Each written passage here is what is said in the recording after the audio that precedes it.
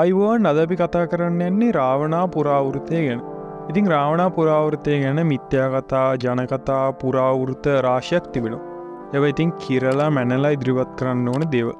රාවණා ගැන හැමතිස්සෙම ඇහෙන එකේ අද අපි කතා කරන්න යන්නේ මන්දෝදරී ගැන.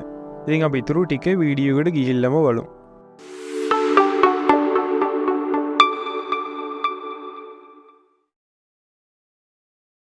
මන්දෝදරී කවුද? හරි. මන්දෝදරී කියලා කියන්නේ රාවණා රජුගේ අගමේසිය. මන්දෝදරී කියන වචනය සංස්කෘත භාෂාවෙන වචනයක්. මේකේ තේරුම තමයි මෘදු වූ උදරයක් සහිත කියන එක. මන්දෝදරීව කල්යාණී ධාන මාලිනී යන නම් වලින්ද හඳුන්වලා තිබෙනවා.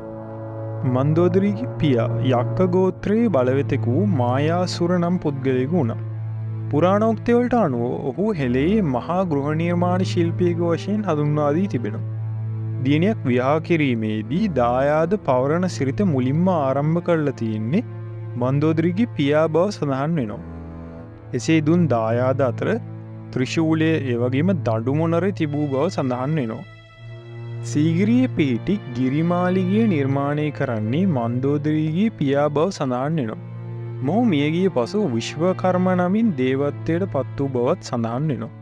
ඒ වගේම මන්දෝදරීගේ මව ආකාශ අප්සරාවක වූ හේමාවත. ඇය හේමාප්සරා යන නමින්ද හඳුන්වනවා.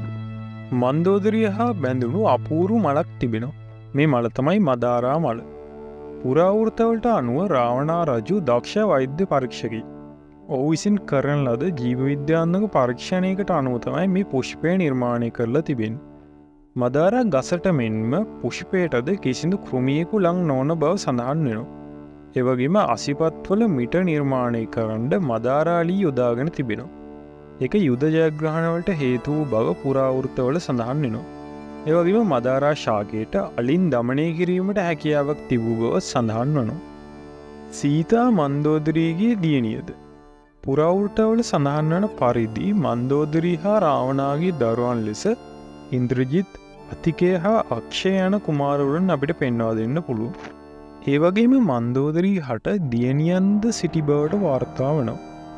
අති ප්‍රබල ඍෂිවරයෙකු වූ පුලස්ති ඍෂිය අනාවකි පළ කළේ මන්දෝදරී හට දරුවන් නිපදෙන විට දරුවා රාත්‍රී 12න් පසු ඉපදුනොත් ඒ රටේ විනාශයට හේතු වන බව. රාවණා රජු මේ අනාවකයේ තදින්ම විශ්වාස කළා. කෙසේ නමුත් ප්‍රසූතියේදී පළමු දරුවා රාත්‍රී 12ට පෙර ඉපදුණු අතර ඔහු කුමරෙකු වූවා. ඔහුට ඉන්ද්‍රජිත් යනුවෙන් නම් තැබූ අතර දෙවෙනි දරුවා රාත්‍රී 12න් පසු ඉපදුණා. ඇය කුමරියක වූවා. ඇයට සොහේලී යනුවෙන් නම් තැබුවා.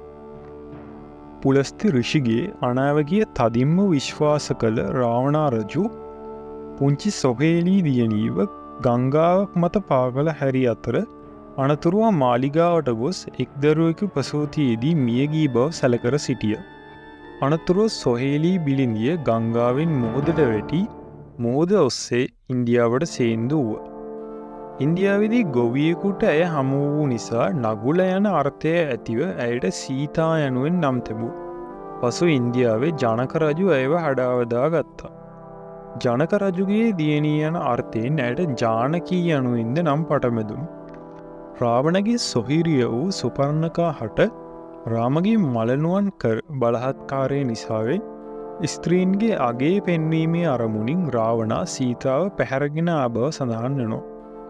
රාවණා මෙහිදී සීතා හට කිසිදු බලහත්කාරකමක් කිරීමට උත්සාහ කර නැති අතර ඇයට සියලුම සැප සම්පත් ලබා දී තිබෙනවා. රාවණා රජු සීතාව තම දියණිය ලෙස මෙහිදී හඳුනාගත් බව ඇතැම් පුද්ගලයන් අනුමාන කරනවා. මන්දෝදරී හට පෙම් කළ විභීෂණ. රාමරාවණා යුද්ධයේදී රාමා රාවණාව පරාජය කරන්නේ විභීෂණගේ පාවාදීම නිසායි. රාජ්‍ය පාලනය තුළදී ගැටලු විසඳා ගැනීමට ගිරිමාලිගය තුළට පැමිණි විභීෂණ මන්දෝදරීගේ රූපශ්‍රිය දැක අමුතු වූ බව සඳහන් වනවා. මන්දෝදරීව තමා සතු කරගැනීමේ අරමුණින් රාවණාව පාවාදුන් විභීෂණ එම පාවාදීම සිදු කරන්නේ මෙලෙස. රාවණාව ඝාතනය කළ හැකි ආයුධ 3 ඒවා තිබෙන්නේ වීරම්භවාතයේ බව දැන සිටි විභීෂණ හා මන්දෝදරී පමණ. ඒ වගේම රාවණාගේ තියුණු යුධෝපක්‍රම රාමා අතර පත්වන්නේද මේ විභීෂණ හරහා බව සඳහන් වෙනවා. රාවණා හට සීතාව නැවත භාරදින ලෙස මන්දෝදරී ඉල්ලීම් කරද සියල්ල නිමා වුණේ මන්දෝදරීව වැන්දබුවක් කරමි. අවසානයේදී සීතාව භාරතීය කාන්තාවන්ගේ පරමාදර්ශය වූ අතර රාවණාව ඝාතනය කළ රාමා පාවාදුන් විභීෂණ ස්ත්‍රියකට හිරිහැර කළ ලක්ෂ්මන් දේවත්වයට පැමිණියා.